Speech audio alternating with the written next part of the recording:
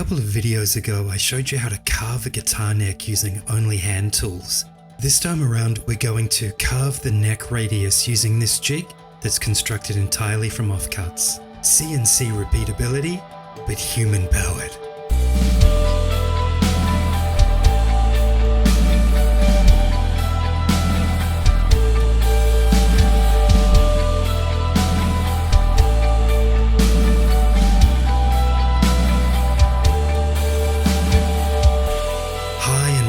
To the channel.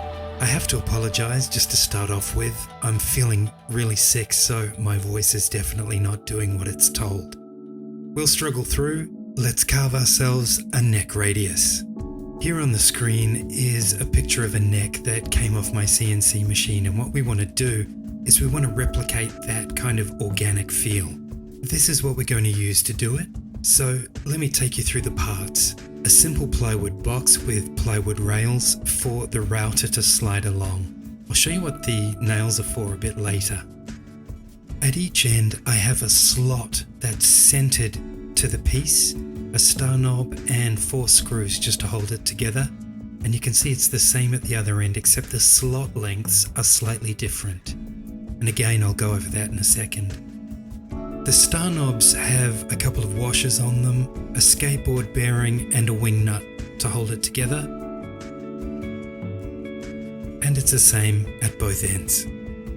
We've got a guitar neck here. It's mounted face down onto what we'll call a carriage, and this is where it all happens.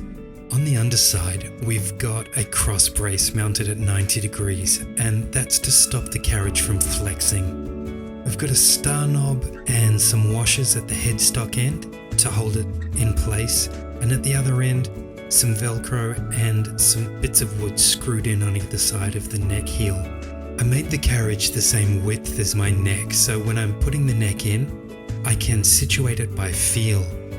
There's also a center line there if you want to use that method too. The 16mm steel tube, which serves as an axle at each end, is just held in pressure fit by some MDF and screws. The tube itself is half buried into the carriage. There's a little handle I made, and that's pressure fit as well. Now I just drop the carriage into the box. You can flip the box upside down for this. Move the rubber bands out of the way, and I'll show you those details in just a moment. I'm using small pieces of PVC pipe as a sleeve to stop the rubber band from wearing on that 16mm steel tube. There is no set tension for the rubber bands, you just tighten them up until they feel like they're gonna really exert some pressure on the carriage. Remember, we're upside down at the moment, so the advantage of this is that if a rubber band snaps, the carriage will fall away from the router bit. Now I'll just flip it over and demonstrate that action.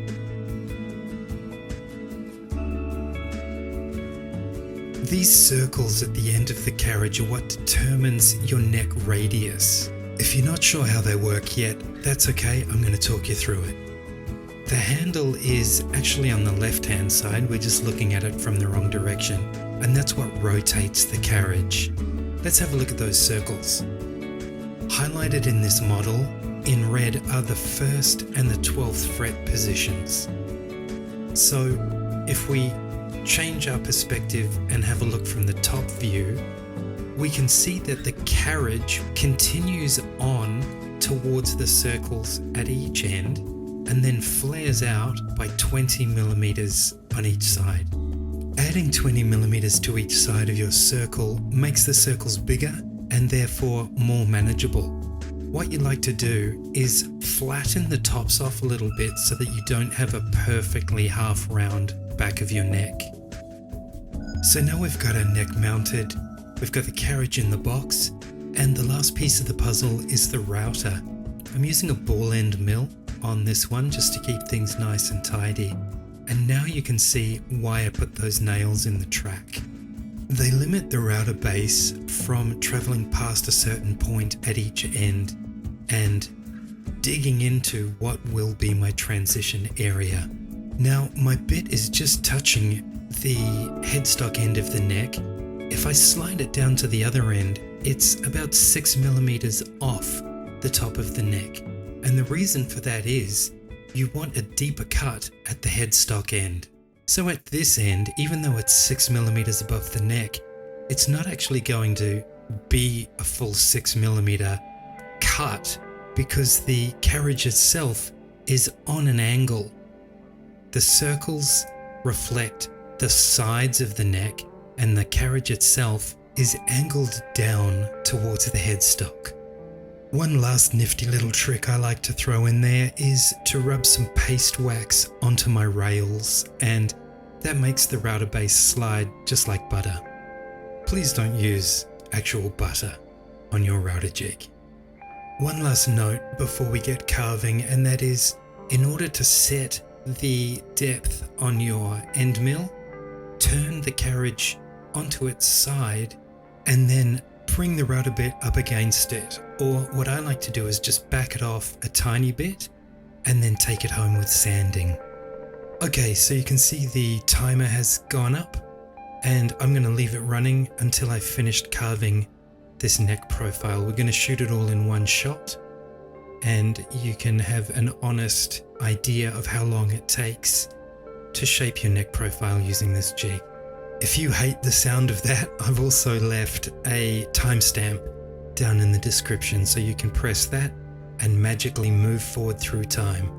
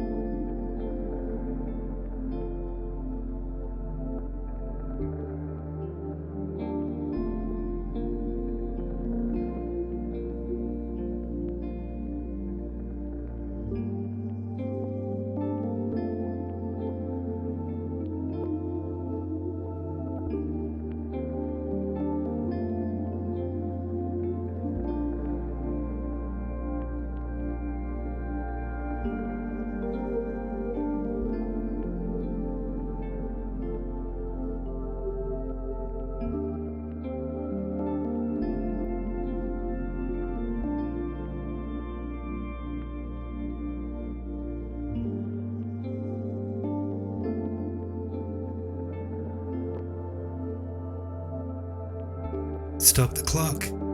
Around 3 minutes and 35 seconds. That's pretty unbelievable. Let's take a look at what we've just carved.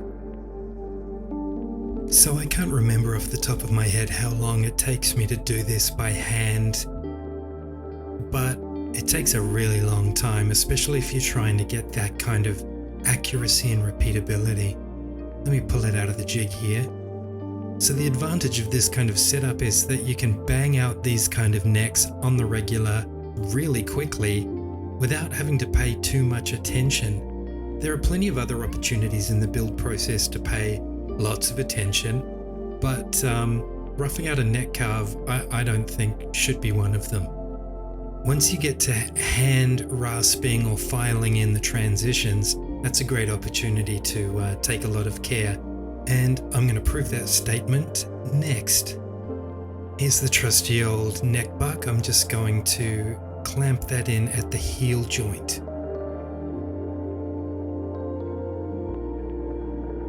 So here I'm drawing my transition lines onto the headstock, and in a bit I'll do it onto the heel joint as well. This is really important because you need to delineate clearly where not to carve. Everything that comes next I covered in the neck carving video, so if you want to hit stop, I won't hold it against you. If you feel like sticking around and watching someone who looks like a Norwegian fisherman carve a neck for 25 minutes, go right ahead. I'll see you at the end if you do.